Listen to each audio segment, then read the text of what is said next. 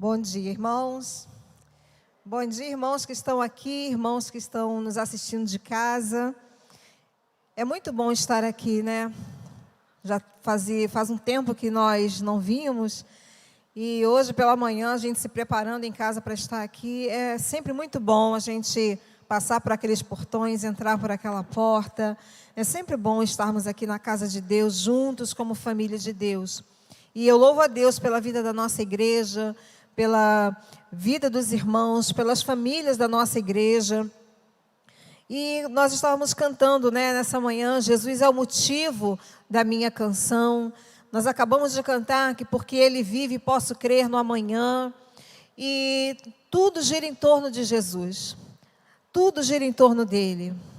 E sempre que eu venho para a igreja, eu sempre pergunto para os jovens lá na classe, né? Sempre perguntava para eles ali, por que você veio hoje de manhã? Por que você está aqui? E a gente sempre tem que pensar, né, que Jesus é o motivo de tudo. Jesus, Ele é o centro da nossa vida, Jesus é o centro da nossa história, da nossa trajetória, Ele é o motivo de tudo, Ele é quem está por trás de tudo, Ele é quem está à nossa frente. E como nós acabamos de declarar, porque Ele vive, nós podemos crer que existe um amanhã. Para aqueles que creem no Senhor Jesus, o amanhã nunca será uma coisa incerta.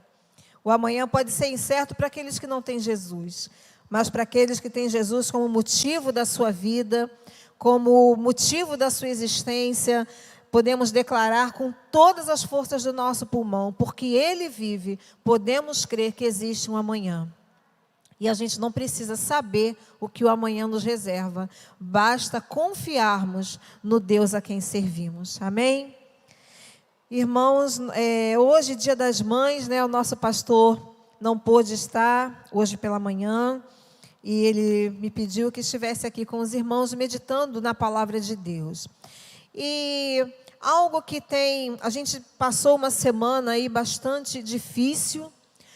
Não é? Eu ontem compartilhava com alguns grupos de oração acerca das mães de Santa Catarina, não é? Que hoje nós estamos aqui, eu estou aqui com a minha filha, meu netinho, né? O meu filho tá embarcado, mas está bem, para a glória de Deus.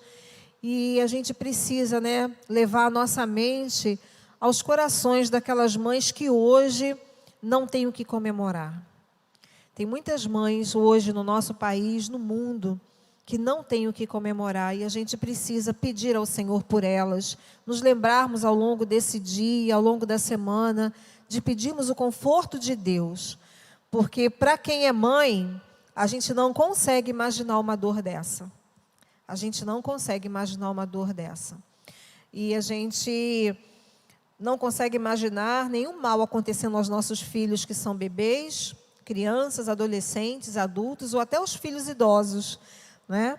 A gente quer sempre os filhos com a gente quer sempre que eles estejam bem. Então vamos ao longo do dia lembrar de orar ao Senhor por essas mães que hoje estão chorando a perda dos seus filhos. Nós vamos meditar nessa manhã utilizando uma frase que é muito conhecida, né? É muito falada, é muito citada, e essa frase foi até tema de um filme de suspense, né? Nos 1900 alguma coisa, e a frase é: a mão que embala o berço é a mão que rege o mundo. Quem aqui nunca ouviu falar essa frase? Nunca ouviu? Todo mundo já ouviu essa frase, né? A mão que embala o berço é a mão que rege o mundo. Será?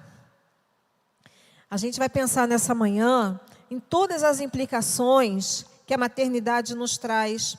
O que significa afirmar que a mão que embala o berço, a mão que cuida do bebê, a mão que gera o corpo que gera uma vida, é a mesma mão que rege o mundo. Mas antes nós vamos orar ao Senhor e pedir que Ele nos fale nessa manhã. Oremos. Pai querido, Pai amado, nós estamos na presença do Senhor nessa hora. E nossos corações estão tão gratos, Pai, pela oportunidade que o Senhor nos dá de estarmos aqui juntos. Existe em nosso coração alegria, contentamento, gratidão ao Senhor. Porque se não fosse o Senhor, nós não estaríamos aqui. Foi o Senhor quem nos sustentou até aqui, é o Senhor quem tem nos sustentado e nos guardado. E nós louvamos e engrandecemos o Teu nome por isso. E agora, Pai, queremos Te pedir nessa hora, que o Senhor possa falar aos nossos corações. Não permita, Senhor, que nada, nenhuma palavra que seja dita aqui nessa manhã, venha de nós mesmos, mas que sejamos totalmente conduzidos pelo Teu Espírito Santo. Fala conosco, Pai, queremos Te ouvir. É a oração que Te fazemos em nome de Jesus. Amém. Eu gostaria de compartilhar com os irmãos uma história muito interessante, que começa assim. De um lado da sala, temos Susana e do outro lado, Agripina. As duas são mães. Passaram as duas pela dor do parto. E essa é a única característica que elas compartilham. Todas as demais características diferem entre elas. Susana está vestida com roupas simples. Praticidade é a palavra para descrever seu jeito de vestir. Um tipo de roupa que lhe permite realizar todas as atividades domésticas. Aquela roupa, né? A gente separa aquela roupa de casa e a roupa de sair, né? Atividades que para Susana não acabam nunca. Afinal, ela é mãe de 19 filhos. Seu marido, Samuel, recebe um salário miserável como reitor de igreja e precisa viajar constantemente, deixando com Susana a responsabilidade de cuidar, alimentar e educar os filhos. Do outro lado da sala está Agripina. Agripina veste-se com glamour. Ela está acostumada desde pequena a vestir as melhores roupas. Sempre teve pessoas para cumprir suas ordens. Afinal, ela é bisneta de um homem que foi muito poderoso. E sua família inteira tem muito dinheiro e posição na sociedade. Susana tem um costume diário. Ela se ajoelha e ora por todos os 19 filhos, por cada um deles, todos os dias. Ela faz isso durante 1 hora. Todos os dias, 1 hora de oração. Mesmo tendo que acordar de madrugada e indo deitar muito tarde à noite, mesmo carregando a responsabilidade por cuidar e educar de 19 filhos, Susana não abre mão dessa hora de comunhão com Deus. Entre suas responsabilidades diárias está a de ensinar literatura, música, matemática, ciências, latim, grego e teologia para os seus filhos. Além disso, ela vai atrás de alimento, cuida da limpeza do seu lar, confecciona roupas para os filhos e outras muitas ocupações que não lhe impedem de dedicar todos os dias 6 horas ao ensino dos seus filhos. Agripina também tem um costume. Não tem limites para satisfazer seus próprios desejos. É capaz de qualquer coisa para cumprir seus propósitos egoístas. Ela usa as pessoas que a rodeiam para atingir seus objetivos. Usa a sedução como arma letal e consegue ter a atenção dos homens. Foi por isso que ela conseguiu seduzir o imperador Cláudio e casou-se com ele. Tempo depois, Agripina envenena seu marido e mata-o. O objetivo é colocar seu filho na posição de maior poder no império. E ela consegue. Seu filho é agora o imperador. E herda da mãe a sede de poder e os métodos malignos de conquistá-lo. O filho de Susana, um dos seus filhos, transformou o mundo. O filho de Agripina também transformou o mundo. O filho de Susana deu alegria para sua mãe. O filho de Agripina matou a própria mãe. Susana Annesley Wesley foi a mãe de John Wesley, o grande avivalista. Agripina foi mãe do imperador Nero. John Wesley deu início a um despertamento espiritual no mundo inteiro e dedicou sua vida a salvar as pessoas. Milhares de pessoas foram convertidas e encaminhadas para uma vida santificada, como fruto do trabalho deste incansável evangelista. Nero deu início a um reinado de tirania e extravagância. Nero é recordado por uma série de execuções sistemáticas, incluindo a da sua própria mãe e o seu meio-irmão, e, sobretudo, pela crença generalizada de que enquanto Roma ardia, ele estaria compondo com sua lira, além de ser um implacável perseguidor de cristãos. A mão que balança o berço é a mão que rege o mundo. Esta frase, de autoria de um poeta britânico chamado William Ross Wallace, demonstra de forma magistral a capacidade que uma mãe tem de mudar o mundo. A maternidade pode mudar o mundo para melhor ou para pior. E você e eu, abençoadas, que temos o privilégio de carregar essa função de responsabilidade, já paramos para pensar no que nós vamos oferecer ao mundo? Será que seremos mãe de um John Wesley ou de um Nero? Quando jovem, Susana pedia a Deus que a usasse para acender a luz espiritual na Inglaterra e no mundo.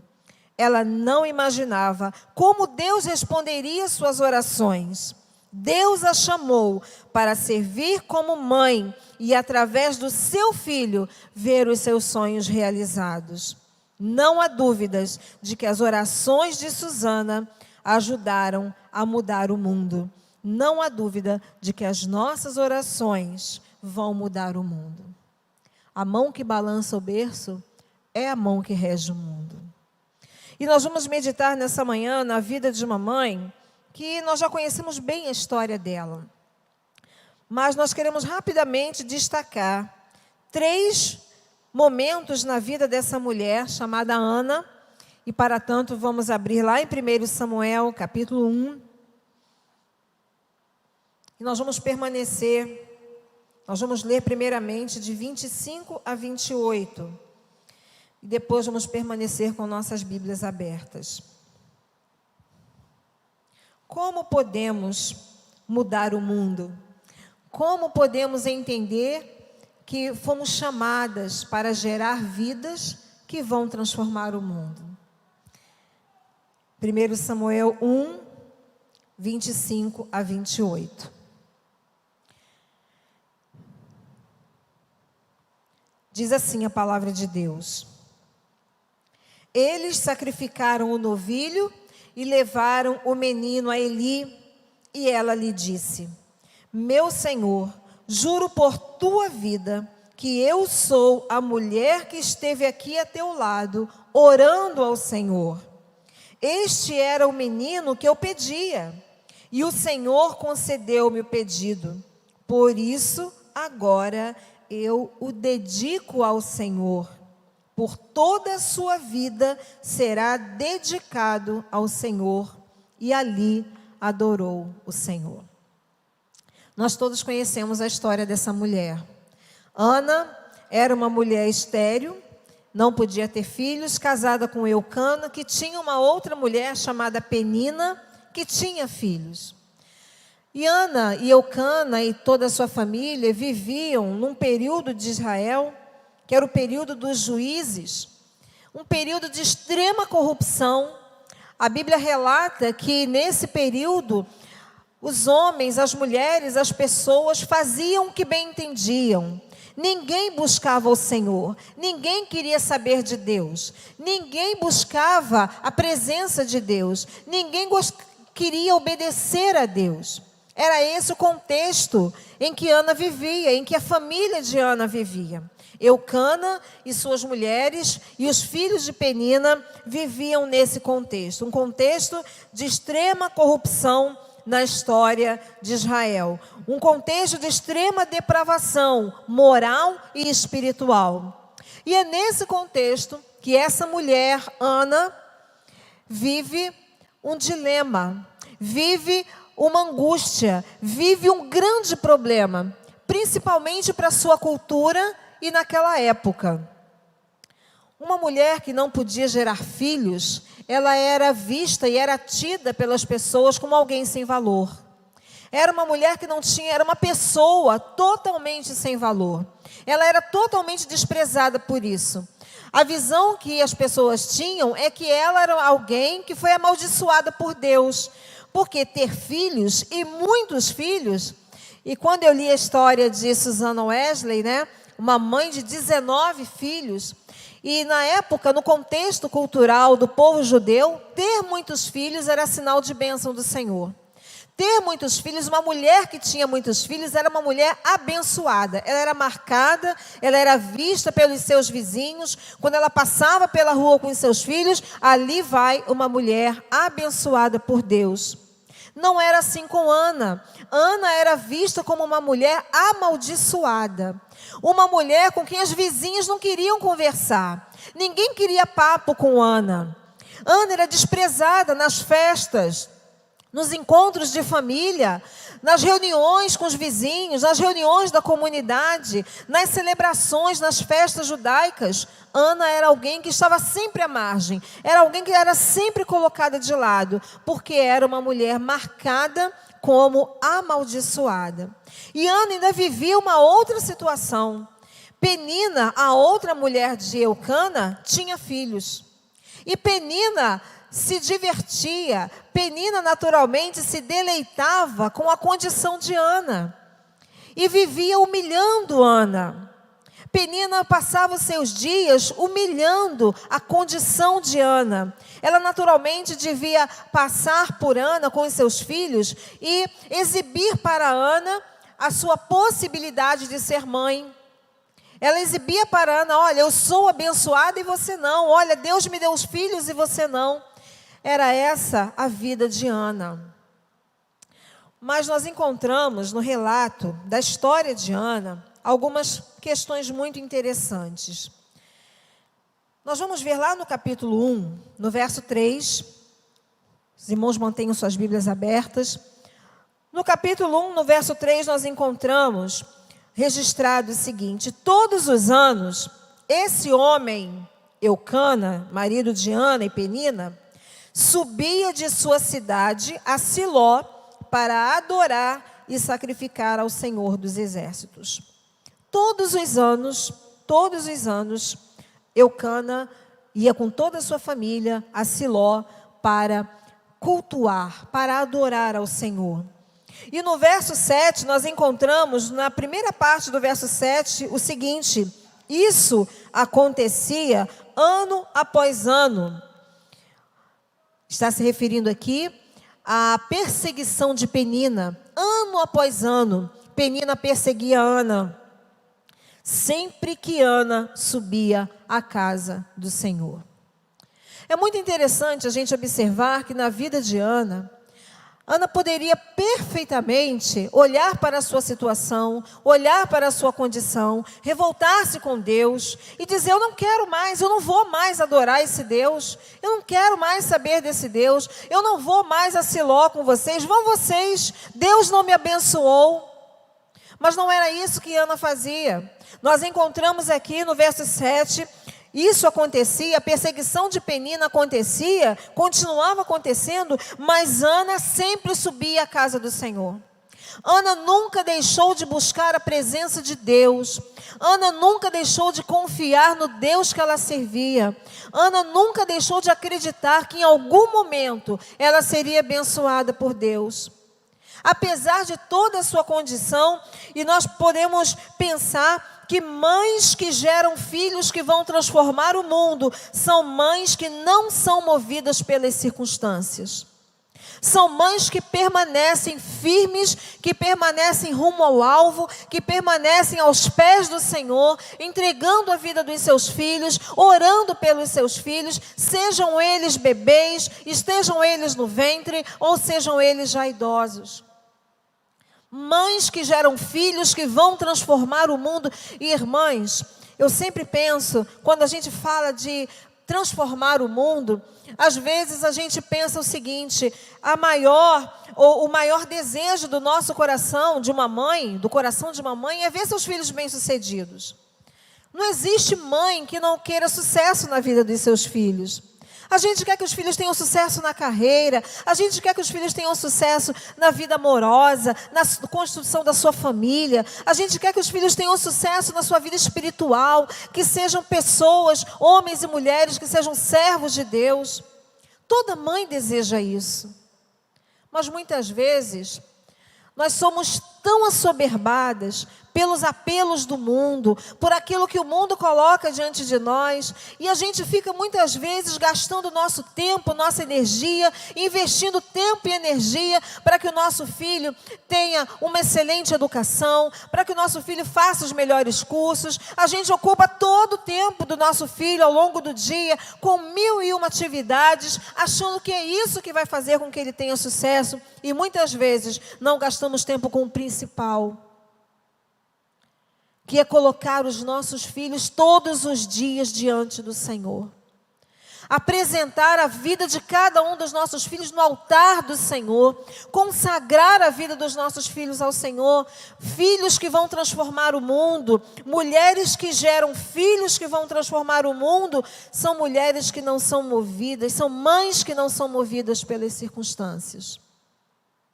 E existem muitas mães que não podem gerar filhos do seu ventre, mas geram no coração. E são mães que adotam, que cuidam de outros filhos, que cuidam de filhos abandonados. Estão gerando vida nessas vidas, estão gerando vida nesses corações. E uma coisa interessante para nós pensarmos na situação de Ana, é que Ana não tinha uma rede de apoio. Ana não tinha uma rede de apoio, nem Eucana era sua rede de apoio. Eucana chega a dizer para ela: está chorando por quê? Eu não sou melhor para você do que 10 filhos? Ana não tinha uma MCM na igreja. Ana não tinha uma melhor amiga para desabafar. Ana não tinha uma rede de apoio. Mas ela tinha a melhor rede de apoio, que era a sua fé em Deus. Era a sua busca contínua. Não, as circunstâncias não impediram Ana de permanecer na presença de Deus, de continuar buscando a Deus, de continuar cultuando e adorando ao nosso Deus. Ainda lá no capítulo 1, na parte B do verso 9, nós vamos encontrar mais uma lição na vida de Ana. Capítulo 1, versículo 9, a partir da parte B, diz assim: Ana se levantou e com a alma amargurada chorou muito e orou ao Senhor.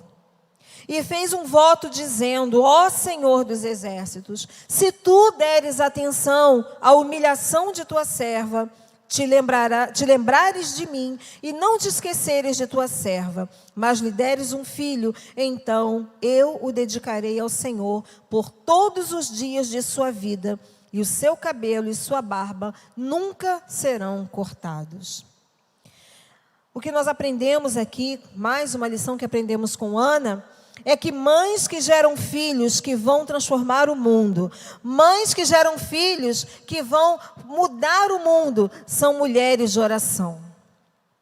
São mulheres que investem, que gastam tempo com oração.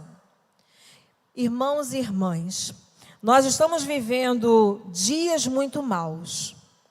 Há poucos dias nós conversávamos lá em casa e a Marina, né, a gente conversando e ela abraçada com o Ângelo, ela falava: mamãe, quando a gente olha o que está acontecendo, dá vontade da gente criar os nossos filhos assim, criar e não deixar sair para nada, para fazer nada. Essa semana foi muito triste o que aconteceu ali naquela creche em Santa Catarina. E já aconteceu aqui no Rio, há alguns anos atrás, naquela escola lá em Realengo. Nós achamos que nossos filhos estão em locais seguros e não estão. O que fazer diante desse quadro? A nossa única segurança e a maior segurança dos nossos filhos é o Senhor. E nós precisamos entender que se não levarmos uma vida de oração, irmãs, se não gastarmos o melhor tempo investido na educação dos nossos filhos, é o tempo que nós gastamos de joelhos. Irmã Luzia está aqui, né? Irmã Luzia lidera as Déboras aqui da nossa igreja. E é muito bonito, né? O lema das Déboras: mães de joelhos, filhos de pé. E isso é real. Isso é real.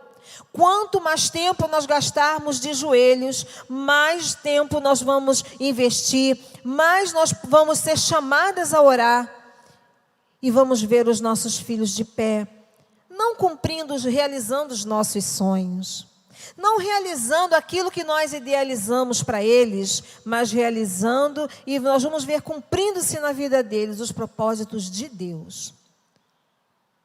Ontem eu conversava com o meu filho, com o Guilherme, e ele, muito aflito com algumas escolhas que ele precisa fazer esse ano ali na escola naval, e eu disse para ele: filho, a única preocupação que você precisa ter nesse momento é que os seus sonhos estejam alinhados com a vontade de Deus. Você tem sonhos, mas a vontade de Deus para você é a melhor. E é interessante que a gente fala muito para as pessoas, né? Eu disse isso para ele ontem. É muito fácil a gente abrir a boca e dizer assim: olha, confia na vontade de Deus. Ela é boa, perfeita e... Como é que a gente fala? Boa, perfeita e... Mas a gente confia? De verdade? A gente confia nessa vontade? De verdade? Como é difícil a gente abrir o coração e confiar de verdade que a vontade de Deus é boa, perfeita e agradável. Mães que geram filhos que transformam o mundo são mulheres de oração. E para concluir, ainda no capítulo 1, de 24 a 28, nós vamos ler apenas o verso 24, nós já lemos a outra parte do texto. O verso 24 diz assim: depois de desmamá-lo, levou o menino ainda pequeno à casa do Senhor em Siló, com um novilho de 3 anos de idade, uma arroba de farinha e uma vasilha de couro cheia de vinho. E no verso 28, Ana entrega o seu filho. No verso 28, Ana dedica o seu filho. Será que a gente teria coragem de fazer o que Ana fez? De fazer esse voto ao Senhor e realmente ir lá e entregar o seu filho, deixar Samuel aos cuidados de Eli? Alguns estudiosos dizem que Samuel deveria ter por volta aí de 4 a 6 anos, quando foi entregue. A irmã ali, né? Dá uma dor no coração, né? A gente imaginar isso. Samuel tinha em torno de 4 a 6 anos quando foi entregue. Mães que geram filhos que transformam o mundo são mães que levam seus filhos a conhecer Deus. Quanto tempo você tem gasto para apresentar Deus aos seus filhos? E não importa a idade, irmãos. Às vezes a gente pensa, né? A gente tem que educar o pequenininho. Mas às vezes o filho da gente já cresceu. E a gente percebe que a vida dele ainda não é aquela vida, né? Com Deus ali. A gente precisa continuar. A gente não pode ter medo de ser chata. Às vezes a gente fica com tanto receio, né? Meu filho vai me achar chata. Não tenha medo de ser chata. Nós precisamos cumprir o nosso papel de apresentar Deus aos nossos filhos. Porque a gente apresenta nossos filhos a Deus. Mas será que estamos apresentando Deus aos nossos filhos? Mães que transformam o mundo, mães que geram vidas que transformam o mundo, são mães que levam seus filhos a conhecer Deus. Susana Wesley fez isso. E John Wesley foi um grande evangelista que liderou um grande avivamento que aconteceu na Inglaterra, resultado das orações de Susana. Que filhos nós temos gerado? Que tipo de filhos você está gerando? E eu gostaria de concluir nessa manhã com uma promessa, que está lá no livro de Isaías, capítulo 65, e eu gostaria que você abrisse sua Bíblia, que você grifasse esse texto, e que você, chegando em casa, copia num papelzinho, põe na porta da sua geladeira, e faça valer essa promessa na vida dos seus filhos. Isaías 65, 23, promessa do Senhor para mães que investem nos seus filhos. Como você tem investido? A mão que balança o berço é de fato a mão que balança o mundo. Você e eu temos uma grande responsabilidade. Você, mãe que está em casa, nós temos uma grande responsabilidade. Diz assim a palavra de Deus, Isaías, capítulo 65, verso 23. Promessa do Senhor para nós. Não trabalharão inutilmente, nem gerarão filhos para a infelicidade, pois serão um povo abençoado pelo Senhor, eles e os seus descendentes. Amém? Você crê nessa promessa para a sua casa, para a vida dos seus filhos? Promessa da palavra de Deus, não trabalharemos inutilmente. Mães que geram filhos que vão transformar o mundo, são mulheres de oração, são mulheres que levam seus filhos a conhecer Deus, são mulheres que não são movidas pelas circunstâncias, e não vamos trabalhar em vão. O seu joelho dobrado não será em vão, o seu choro não será em vão, suas noites sem dormir não serão em vão, porque é promessa da palavra de Deus, não iremos trabalhar inutilmente, mas geraremos filhos e a nossa descendência será um povo abençoado pelo Senhor. Amém? Que nós possamos, irmãos, entender que recebemos uma grande missão. É trabalhoso? Né? É trabalhoso. Mas é sublime,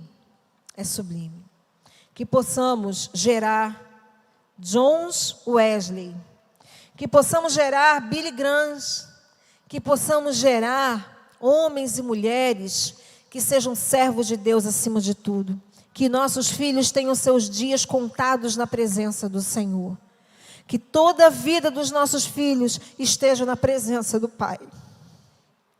Vamos ficar de pé nesse momento e nós vamos orar. Nós vamos orar ao Senhor. E vamos pedir ao Senhor que nos ajude. A palavra dele é o nosso manual. A gente às vezes busca informações, a gente busca ajuda em tantos lugares. Mas está aqui, o manual de funcionamento do ser humano, o manual de funcionamento da família, o manual de funcionamento do nosso coração. Nós vamos orar ao Senhor nesse momento pelas nossas vidas, para que como mães nós sejamos sábias, sejamos mulheres de oração, que sejamos Anas, que vão gerar outros Samuéis. Samuel foi o primeiro e o maior profeta de Israel, gerado nos joelhos de Ana. Amém? Oremos. Pai querido, Pai amado, nós estamos na Tua presença nessa manhã, Senhor, com os nossos corações agradecidos, ó Pai, pelo privilégio que o Senhor nos dá de termos o Senhor como nosso Deus. E como mãe, Senhor, e eu sei que no coração das minhas irmãs aqui também existe esse desejo. Nós queremos acertar, Deus. Queremos ser mães que Te honram. Queremos ser mães que geram filhos que vão transformar o mundo. Não apenas filhos, ó Pai, que tenham uma carreira de sucesso. Não apenas filhos, ó Pai, que busquem enriquecimento. Não apenas filhos, ó Deus, que busquem fama. Mas queremos gerar filhos que vivam para a glória do Senhor. Queremos gerar filhos, ó Deus, para a glória do Teu nome. Queremos gerar servos e servas do Senhor, que não abram mão da vida contigo. Ó Pai, nos dê sabedoria, precisamos do Senhor. Nós não sabemos como fazer e muitas vezes erramos, ó Pai. Mas precisamos da Tua ajuda. Senhor, nos dê forças nesse tempo tão difícil. Que a nossa boca, que os nossos lábios, ó Deus, que os nossos braços, o nosso colo esteja sempre pronto para acolher os nossos filhos. Não só os nossos filhos biológicos, ó Deus, mas que estejamos prontas como mães para acolher todos aqueles que precisam do Teu amor, que precisam da Tua graça. Ó Pai, colocamos em Tuas mãos as nossas irmãs que não estão aqui nessa manhã. Colocamos em Tuas mãos as mães que hoje choram, Deus. Que choram, Senhor, que estão com seus corações sangrando, destroçados, ó Deus, pela perda dos seus filhos. Ó Deus, tem misericórdia delas, Pai. Senhor, a gente não consegue imaginar a dor da perda de um filho. Por isso te pedimos, ó Deus, derrama Teu conforto, derrama Teu consolo nesses corações. Abençoa, Pai, aquelas que estão com seus filhos nas drogas, aquelas que estão com seus filhos na marginalidade, Senhor, que estão com seus filhos nos leitos de hospitais, atrás das grades. Ó Senhor, que Tu possa tomar o coração delas nesse dia. Senhor, toma esses filhos em Tuas mãos, Pai. Derrama Tua salvação sobre eles. São crianças, ó Pai, são jovens, adolescentes que um dia foram crianças, ó Pai, com um coração puro, mas que se corromperam pelo pecado. Ó Deus, te pedimos, tem misericórdia de nós, que como igreja, Senhor, possamos ter um olhar de misericórdia, que possamos ter um coração amoroso, Senhor. Nos ajuda, Pai, na grande missão que o Senhor nos concedeu.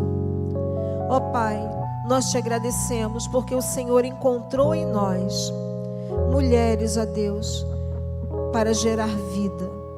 Muito obrigada, Senhor, por esse grande privilégio. É a oração que te fazemos, em nome de Jesus, não porque merecemos, mas porque confiamos no Teu amor, e é por amor de Ti mesmo que oramos em nome de Jesus. Amém. Nós vamos nesse momento